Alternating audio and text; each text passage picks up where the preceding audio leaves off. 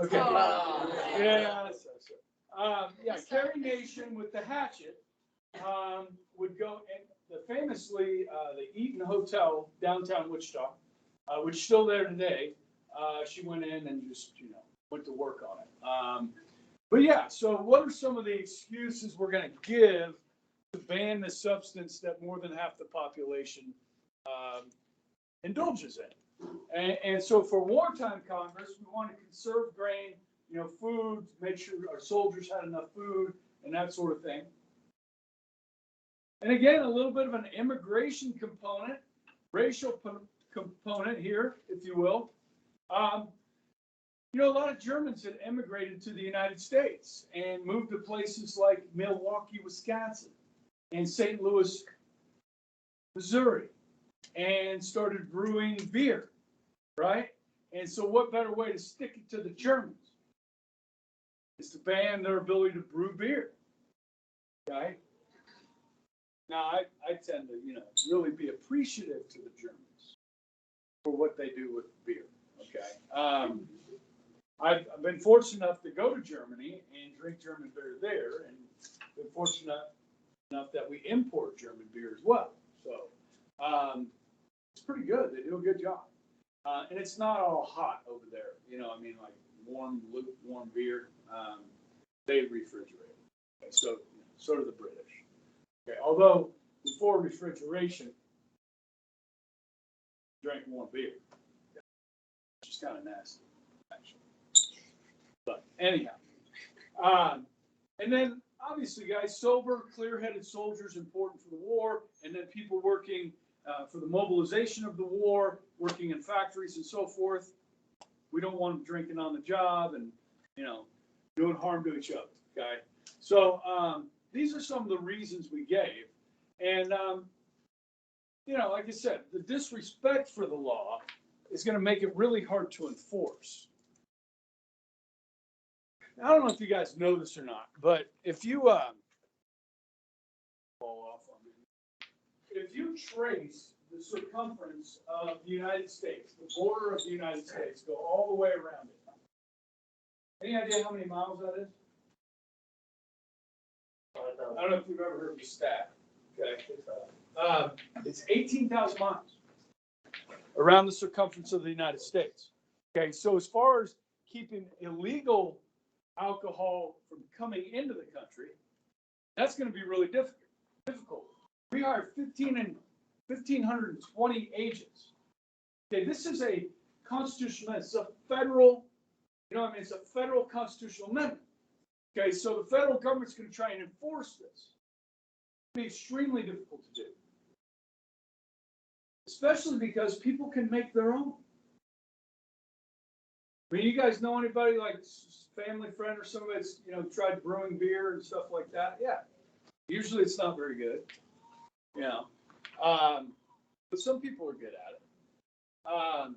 But yeah, I mean, so not just beer can you brew, but you can make liquor. Moonshine, booze, bathtub gin. Some of you may have had families that had farms out here in Kansas that had illegal stills that made liquor. Yeah, I've had students in the past, like the history of my grandfather's farm, there's still a still out there. Okay. So people would make it themselves and then they would import it. Okay, because Mexico and Canada were not stupid. Okay, and they did not ban alcohol. Okay, now, just like in some states where you can get marijuana, like medical marijuana, you could get a prescription for alcohol. Okay, and of course, there was an exception for mass. So priests could have wine for mass. Okay, but other than that, it was illegal to manufacture, transport, sell, or consume alcoholic beverages. Against the law. Okay, which is going to create a black market. Okay, you're going to create a whole bunch of criminals. Okay, we say disrespect for the law. Think about speed limits. You got pulled over last. The busted? No. My parents and I did. Oh, did you? My dad was going like 7 over. There's a cop. 7 over, you got pulled over. Yeah. No ticket? No ticket. It was funny though. I mean, Yeah, seven's seven's safe, not right? that Yeah. bad. We got any lead foots in here? Okay. My wife she gets a lot of tickets. She got one a week ago today.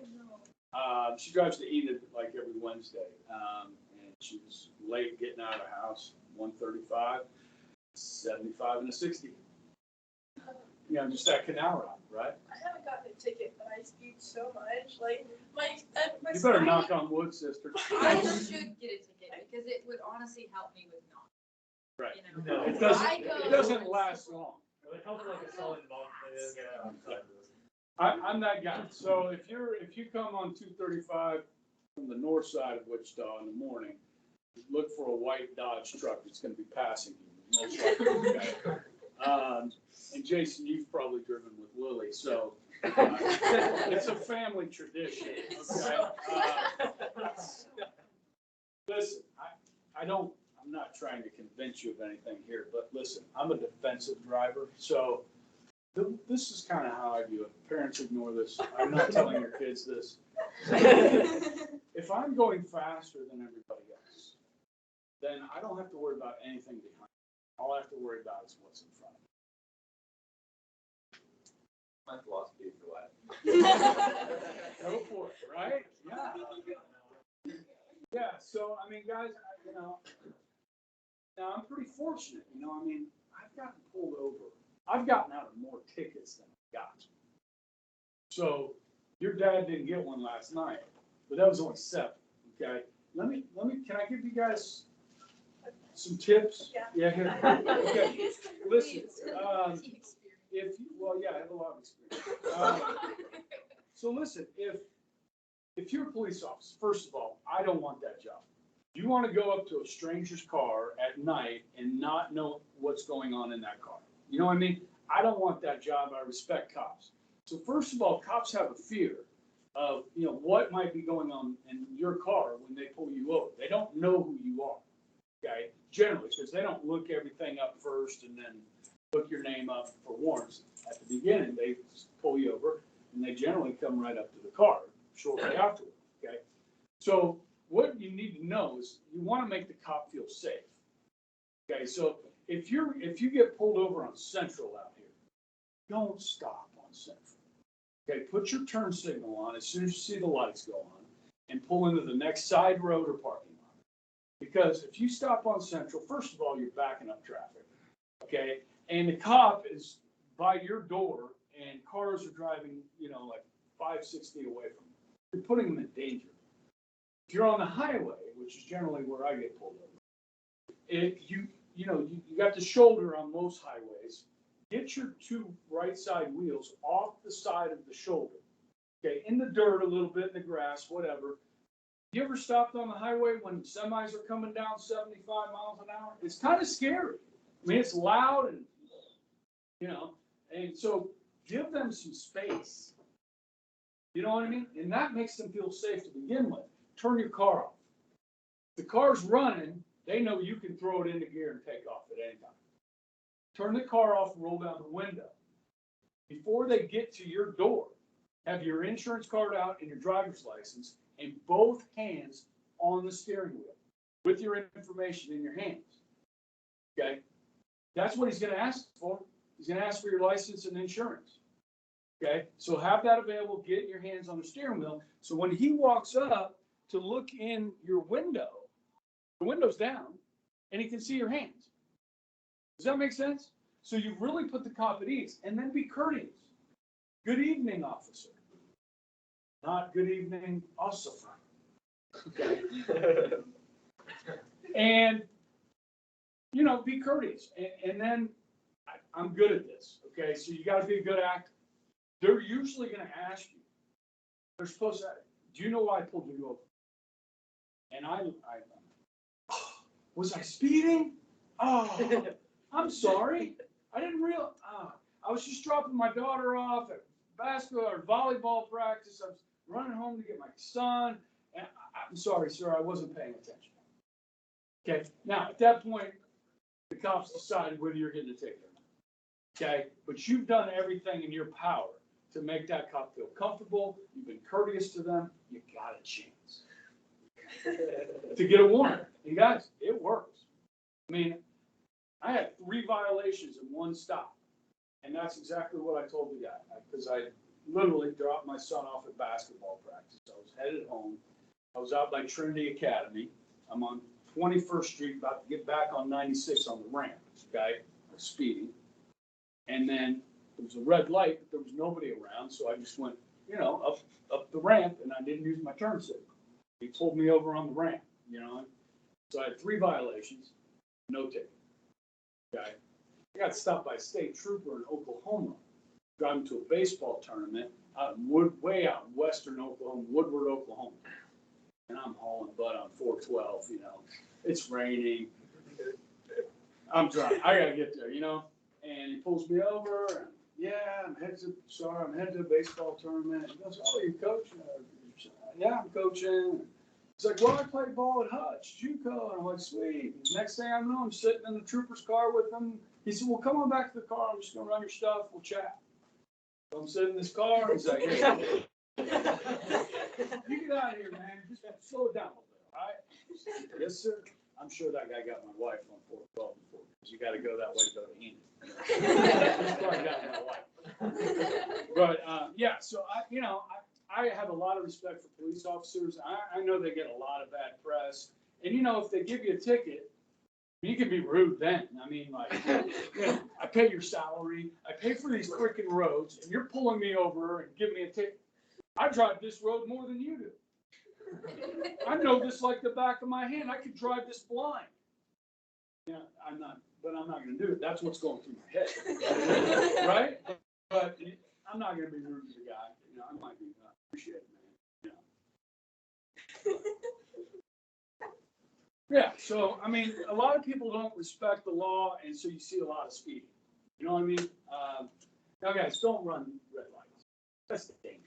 I see people do that a lot. It's dangerous, okay? And you guys notice little cameras on the... Yes. Now, we're one of the states that they don't give you tickets from cameras, okay? But in a lot of other states, they do that. Yeah. In Florida, they have aircraft running radar. Yeah. So, I mean, I don't like that. Come on, if you're going to get me, get me. The camera's too easy. You know what I mean? That's Big Brother. I don't like that. Let's go back to the old way. Yeah, you can hide behind a tree and you got me, okay? But come on. So guys, this really turns into a huge black market, right? And you guys know the story of Al Capone, right? There's a really good movie called The Untouchables. Have you guys seen that? Yeah. It's bloody, okay? But it's got a great cast because it has, what's his name? One of the early 007, Sean Connery. Guy who's awesome. And then Kevin Costner's in it, and just a bunch of Andy Garcia, great actors. And it's about Al Capone in Chicago. Man, it's bloody. I mean, so here's what happens is, different groups control different parts of a big city. Kansas City had a problem with the mafia, Chicago, New York. So like in New York, so the Italians would control part of the city. The Polish would control part of the Jews, another part of the city, and so forth. And so like if you sold alcohol on their turf, you can't call the Federal Trade Commission and say, hey, this guy's, cheating. Okay, you take the law in your own hands, you know what I mean? And so it got violent because we're talking about millions of dollars here. Okay, and so, Chicago was a war zone. And they literally thought about calling in the United States Army. Okay, but in the end, it's this guy, Elliot Ness, from the Treasury Department that comes into Chicago and gets Capone on tax evasion. Okay, they didn't even get him for murder, even though he's responsible for the deaths of a lot of people. Okay, but he spent a lot of time in jail because of that. Yeah, they got him off the street, which he probably still ran the organization from prison, but yeah. Then they got rid of it. In 1933, finally. In 1928, Hoover was running against Al Smith. Al Smith was a New Yorker and a Catholic. He's really the first Catholic to be on a presidential ticket for one of the two major parties, Al Smith. He's a great character to learn about. He's funny. He's a New Yorker, truly true, you know. And his platform was to abolish prohibition, and Hoover, the Protestant, was, you know, we need to keep it, okay, even though it was a disaster. Okay, so yeah, and now there's a couple good byproducts of this. You may have heard this before. You guys ever see the TV show? I think they made a movie, Dukes of Hazzard. Yeah. This is like redneck South, okay?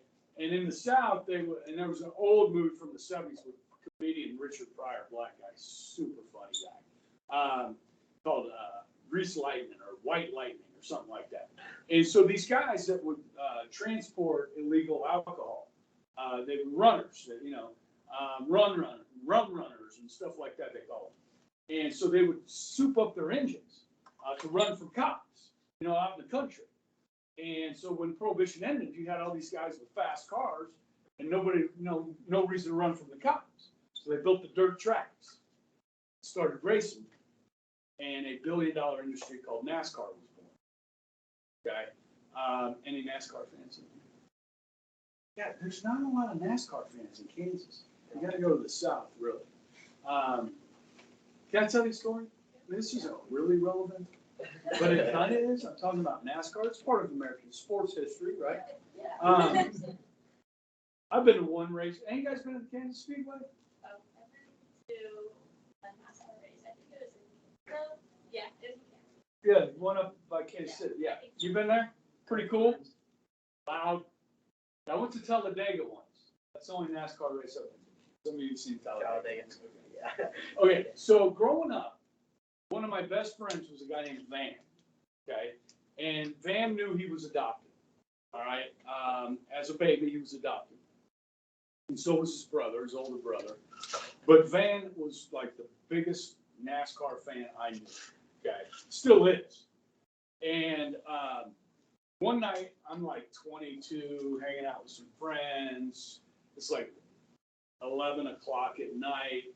Talladaga's the next day. I live in Florida. And we're like, hey, let's go to Talladega. We're ready for the race tomorrow. So we drive overnight, pull into the runway, inside the runway. You can park in the runway there. Not the runway, the pit area inside the track. And slept for a couple hours. And then, race festivities began. And that was fun. But Van, when he turned about 20, started to look for his mom, his birth mom. Okay. And so he was able to find some records and so forth. And he found her. Okay. What's really interesting and ironic and funny is that his mother, who gave him up when she was really young when she had him, and she ended up marrying this guy named French. His last name was French. This is the guy that founded NASCAR. So his mom is like super rich now, right? And his stepdad, I guess, right? Somehow, is the head of NASCAR. And his stepbrother, his mom had a biological son later, and with this guy French, his stepbrother, races. And so Van, lives in Pensacola, Florida. He moves to Daytona, where they all live in Daytona with the Daytona 500. And now he still lives there, and his mom has a relationship with his mom and his brother and stuff like that. Isn't that a good story? The biggest NASCAR fan I knew, stepdad, started. Okay? Pretty cool. All right, that's it. All right. So the other kind of good thing that comes out of this, and have you guys ever watched The Sopranos? It's an HBO TV show. The Sopranos, you may have heard of it. It's about modern day mafia, modern day mob. And you know what they deal in today? Not drugs, not alcohol, but trash collection in New York City. You guys know how much you pay each month for your trash? You get your trash taken away once a week? It's like $40 a month. Okay, think about New York City with like 8 million people. Think about how much money's out there for trash collection. So that's kind of what the mob went into. But another place they went into, and we have to appreciate they didn't go into other illicit drugs and stuff like that. A lot of them used the money they made during Prohibition as seed money for a little paradise in the desert of Nevada called Las Vegas. So a lot of the seed money for the casinos out there came from Prohibition money in the mob. Okay? Which is pretty, I mean, if you like gambling and you like going to Vegas, then that's a good byproduct of Prohibition. I don't, never been to Sin City, have no plans to go to Sin City. But you can fly there really cheap, you know that, right? Because they want you to come there and spend money. So they make the flights to Vegas. It's like $100 to fly out there. Okay. All right, sorry. Good story though, right? All right. Here's another decision we make with the 19th Amendment.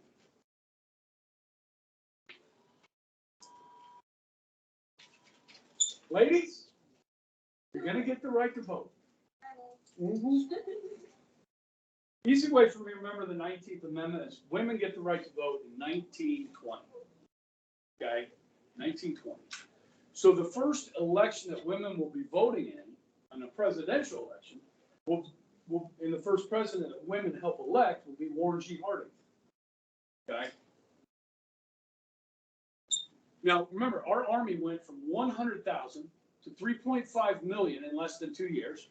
Okay? And so a lot of the young people that are working in factories and so forth joined the military. And of course, women went into the workplace in numbers we've never seen before and were very important in the mobilization in winning the war. So Wilson said this at the end of the war. He said, I see nothing wrong with giving half the population the right to vote. If you think about it that way, half the population didn't have the right. Okay? And so this will pass with little opposition. I don't know if you remember this, to ratify a constitutional amendment, you need 3/4 of the states. Okay? We have 50 states today, so that's 38 states to ratify. Okay, when this was ratified, we had 48 states. Okay, so you need 34 states to ratify an amendment. Okay? Now, we're going to talk about Warren G. Harding here in a second. And before I get there, a little presidential trivia. Okay? Hopefully, I don't know if some of you might already have the notes printed off here, but do you know which state of the 50 has produced the most presidents? Good guesses? Minnesota. They don't have one. They had one run, Walter Mondale in 1984. Got demolished. One of the worst landslide in American history. You should know that. He only won Minnesota. Oh. Reagan won the other 49 states. At least he won his home state. Yeah. We have a lot that haven't won their home. Well, Virginia's a really good guess. Think about the first, 4. We're all from Virginia. Well, no, Adams was from Massachusetts. But, a lot of them at the beginning were, it's actually, guys, Ohio. I was gonna guess Ohio. I didn't want to say. We were going on about Minnesota, and I was like, Ohio seems correct. Now, of course, I asked this question before. I put this up there, okay?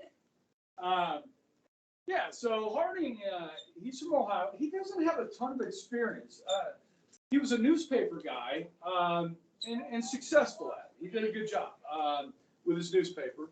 He ran for the Ohio State Senate in Columbus, Ohio, served there, and then served as lieutenant governor, and eventually governor of Ohio. Okay? Stretch this out. We better give him 3 stars. I do have some stories here. But anyhow, Harding, he's going to run for president. He's going to run, who's his opponent? I think it was Curtis was his name. He was a New Yorker. New York. But, you know, we'd had Wilson for 8 years, and Wilson was a progressive, so he's very like what you would call a liberal Democrat today, or progressive Democrat, in the way of an Obama. You know, Biden, they told us, you know, Biden, why did we choose Biden? Why did the United States choose Biden? They told us he was moderate. You know what I mean? Because on the Democratic side, you had Bernie Sanders, who was popular, Elizabeth Warren, Andrew Yang. You had a bunch to choose from with the Democratic side.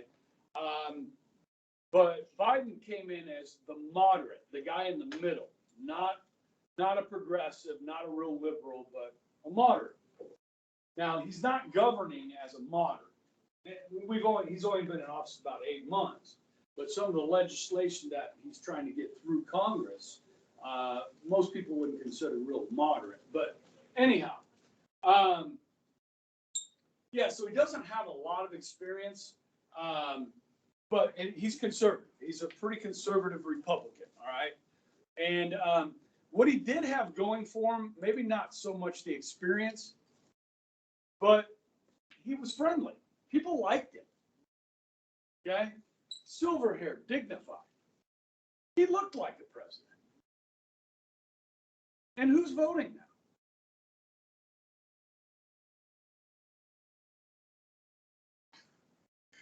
Who's voting now? Women. Oh, yeah, women. And Mr. Eagle, are you saying that women would vote for a candidate just based on looks?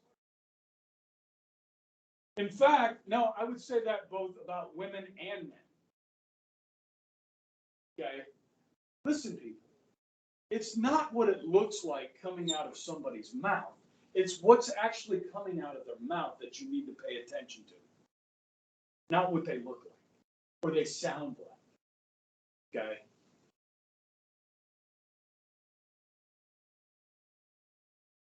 I've seen this in action. It's like the second year I taught. It's like year 2000. And I showed a video of the Republican primary debate.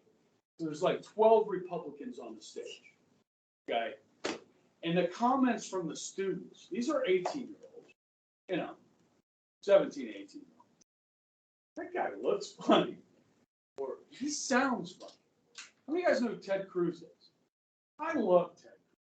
But that voice is annoying. You know what I mean? I have a question. You have a question? Yeah, did you go to the teacher's lounge and get Chick-fil-A? I didn't order Chick-fil-A. No Chick-fil-A for you. I'm on a diet. Give it to me. I didn't order it. You had to pay. My bad. Yeah.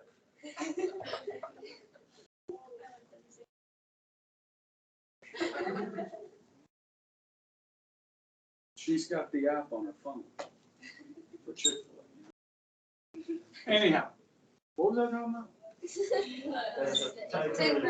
Yeah, like Ted Cruz. Any of you guys remember this person, Sarah Palin? Sarah Palin? She ran for vice president with John McCain. She's from Alaska. Okay. And you know, when I say like Wisconsin, okay, she talks like that. She's got that kind of Canadian accent. It's really high pitched. And I'm like, dude, I don't want to listen to that for 4 years. You know what I mean? Nothing against Sarah Palin, but I don't want to listen to that. You know, so I mean, I think that's one of the knocks against Ted Cruz. I mean, he gave Trump a run for his money in 2016 for the Republican nomination. I mean, he was really the runner-up there. But I imagine some people are like, dude, Ted Cruz, I can't stand listening to him. Okay. Now he's grown a beard now, and I think he's, you know, maybe his voice has dropped an octave. He's going to run again. You know what I mean? And he may have my vote. I don't know. We'll see. But see who else runs. Okay. You know, politics-wise, guys, you know who the Democrats are really scared of in 2024? Biden's not going to run again, is he? Okay, so first of all, Democrats got to come up with somebody to run, right? Will be Kamala. She's not really likable for a lot of people. I mean, if you just look at polling, I mean, the vice president doesn't do much, right? So you don't get a lot of she doesn't get a lot of publicity. Yeah, I mean, well, why not, right? So maybe AOC run, okay? Now, she's probably electable for like, what, 25% of the population? I mean, she's a Marxist. I mean, listen to her talk, okay? So if we're ready to go to communism, okay, maybe 25% of the population would support that. So the Democrats got to look for somebody kind of that they can get the majority of the vote with, the majority of the electoral college. So that'll be interesting. And then the Republicans got to find somebody to run. Will Trump run again? You think 2024? Like, Didn't he He's say kind of already something? hinted at it. Isn't he He's still hinting, but he's not saying it. Isn't he still doing rallies? Yeah, he had one in Alabama last week, maybe the week I before. don't think he's got through just telling people to get the vaccine. Yes, I heard that too. I did not watch the rally. I've heard enough. I mean, the rallies are the same thing over and over again. I mean, it's the same stuff. I mean, you throw in a couple one-liners here and there. He had one about people that are woke. I don't know if you guys heard that one. It's got a cuss word in it. So everything that is woke turns to shit. Okay, word balls here. Okay, sorry. I'm just quoting the former president. Okay. Yeah. So I mean, I don't know. I mean, he's got a lot of followers that really like him. And then if you're a Republican and he's the nominee, then you're either voting for the Republican or you're voting for the Democrat. You know what I mean? So a lot of people will hold their nose and vote because they don't want the other person. You know what I mean? They may not like this one. Okay, and you saw that a lot. I mean, I did that in 2008. I did that in 2012. Didn't really like the candidate, but I held my nose and I voted. Okay, so yeah, it's I don't know what I'm talking about. The next election, yeah, you know who they fear? The Democrats fear. The governor of Florida. Oh. Ron Ron DeSantis. DeSantis. Have you seen his slogan? His slogan Yeah, his slogan. in Florida? No, like he made like a presidential slogan. Oh, did already? Yeah. What is it? Make America Florida. Hey, Florida has no state income taxes. Okay, its economy is strong. They do have a lot going for them. Okay, and so what you'll follow, like I heard this on the radio because the media leans to the left. They don't tend to like Republicans. So I heard this morning on the way, and this is why I'm bringing it up because they fear them. You know they fear them because they're doing this. Okay, Florida is the epicenter of COVID right now. The epicenter. Okay, there's COVID all over the country. Okay, Hawaii is really bad right now. Is it the epicenter? Okay, so they're going after them already. 3 years before the presidential election, they're going after Florida. Okay, after DeSantis. Texas has a pretty good governor right now. Governors make good presidents. Governors make good presidents because at a state level, it's a microcosm of the macro United States. So they have state legislatures where they have to work with Democrats and Republicans, both parties, if you're a governor. So you've already have executive experience of running a state. Does that make sense? If you go back to 1960, okay, Kennedy was the last senator, member of Congress that we elected before Obama in 2008. So we went 48 years without electing a member of Congress. And then Trump in 2016 was nothing. He'd never served in government. You know what I mean? Never served in Congress, never was vice president. So we elect governors and vice presidents. And that's what Joe Biden is. Joe Biden was vice president. Okay. So it's pretty interesting how that works out. Here we have a governor, okay, of Ohio, of a pretty big state.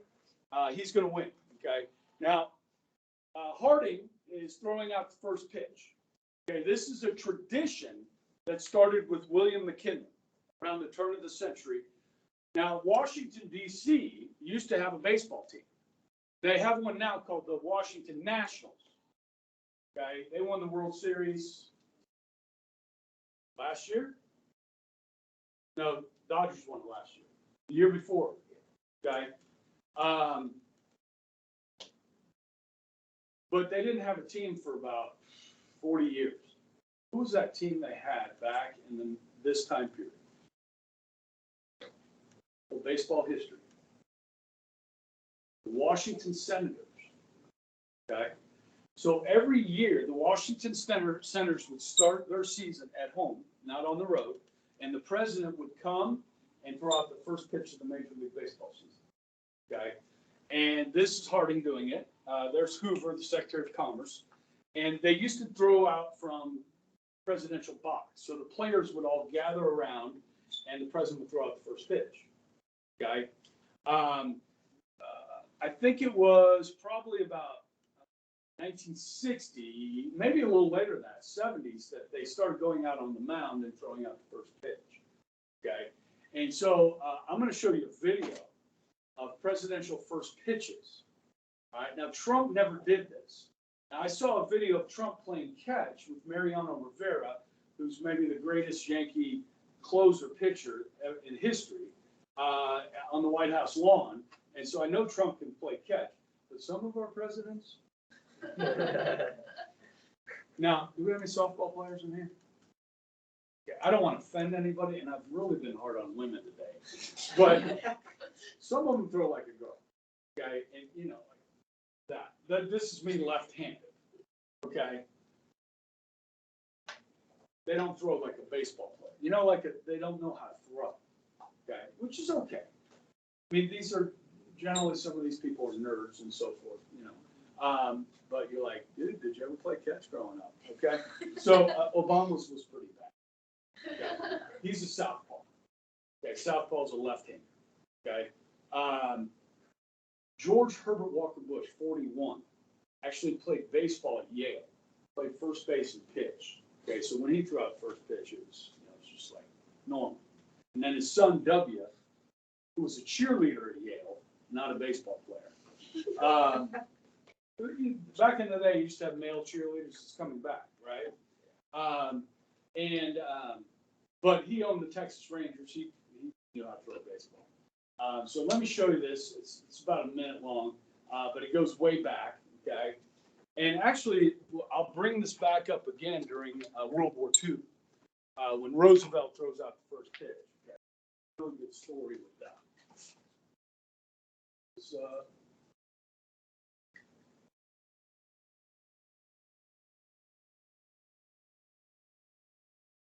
pause.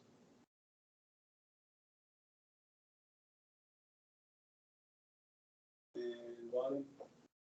Got new speakers.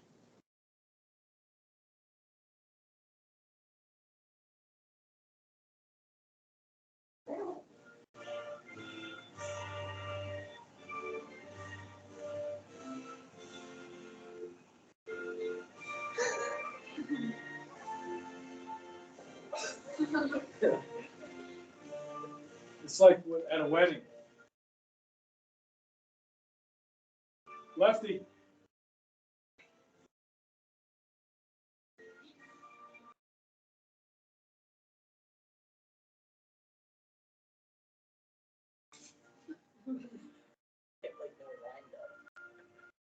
That's pretty good. That's not bad by LBJ. Oh boy. Not too bad, Bill. This is the best one ever.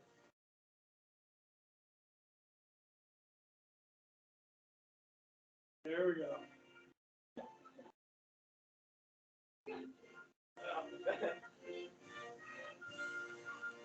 No, the only good thing Obama had going for him was the White Sox jacket. Let me go back here. I like when he walks away. Guys, this is probably, for people my age, one of the most memorable moments. This is about 5 days after 9/11. Okay. As New York was hit the hardest, right? You know, and, you know, over, 2,800 people died, firefighters and so forth, and first responders, and, you know, they shut down Major League Baseball for a few days. I mean, they didn't play. I mean, And, but we decided, we said, look, we're not going to let these terrorists ruin our way of life, And it's September, playoffs are coming up, and so the first game that they had after 9/11 was in Yankee Stadium. And so Bush goes to Yankee Stadium, and I mean, it's just powerful, the crowd erupts, the country really rallied around Bush, in a time like this. I know we're so divided right now. But it was just kind of a special moment, and he's wearing a bulletproof jacket underneath that because we don't know, who's in the country and who's wanting to do what. I think he's probably a target at some point. So it's kind of funny. This guy, do you know who this is?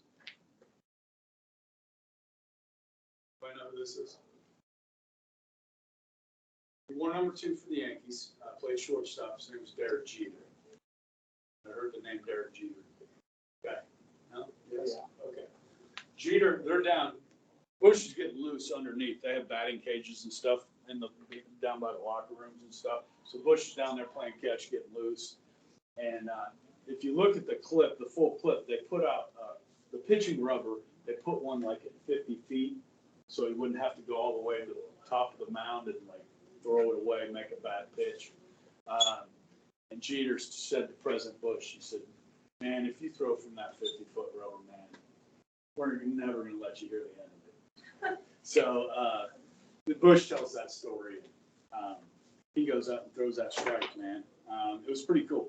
It was just one of those moments in American history where the country was all together, and the president goes out there right after 9/11 and throws a strike. It was pretty cool. So, little baseball history there. Okay. Next slide. How much time did I waste? I did pretty good. Okay. Let's just start this. Okay. We're not gonna do this with every president, guys. Where we're gonna talk about their cabinet and important people in their cabinet. But with some of these presidents, we're going to do that. We'll do that with Franklin Roosevelt, Harding here, of course,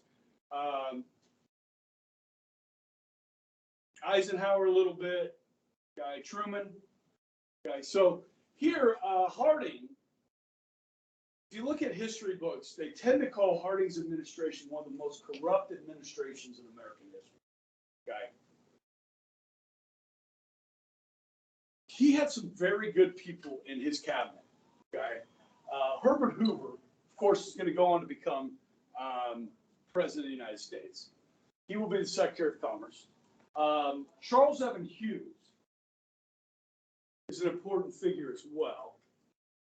There's Hughes on the lower right. He had actually helped negotiate a peace treaty between Russia and Japan. I don't know if you remember hearing about the Russo-Japanese War, 1904. Okay, Hughes was instrumental in trying to repair that. So he has some experience as Secretary of State. Andrew Mellon. You ever heard of Carnegie Mellon Institute? It's a really good university. It's named after Mellon, Carnegie Mellon, with 2 L's. Mellon is going to be the Secretary of Treasury, not only under Harding, but also under Coolidge and Hoover. You guys, when you talk about cabinet members, usually they only stay 1 term. Okay, so like if Biden were to have a 2nd term, he would probably likely switch up some of his cabinet people. It's pretty common. Okay, some of those jobs can be like really, tough jobs, like Secretary of Defense. I mean, you're on call all the time. And so you see turnover there. It's rare to see a holdover of a cabinet member from one president to another, let alone 3 presidents. Does that make sense? Okay. I'll give you one example real quick. When Obama was elected president, we were in 2 wars. We were in Afghanistan and Iraq. And he kept on Secretary of Defense. Gates was his name. Gates is actually from Wichita, went to East High and was Secretary of Defense for 2 presidents. Okay, he had a really cush job as president of Texas A&M University, which, guys, you want to talk about a nice, good paying job that's really not that difficult, being president of a large university like that. Okay. So Gates gave up that job and became Secretary of Defense for Bush during the wars. And so he's kind of, to me, politics aside, I like this, Robert Gates is his name. Okay, Robert Gates. And he's from Wichita. Okay.